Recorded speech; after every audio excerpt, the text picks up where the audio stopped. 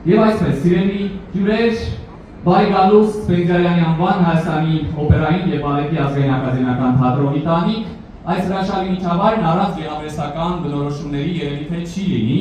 Այսօրվա մեր համերգասրահի պատերը մեր սիրուն Երևանն է, իսկ մեր ջահը մեր օգոստոսյան ամպերը և քաղաքի լույսերը։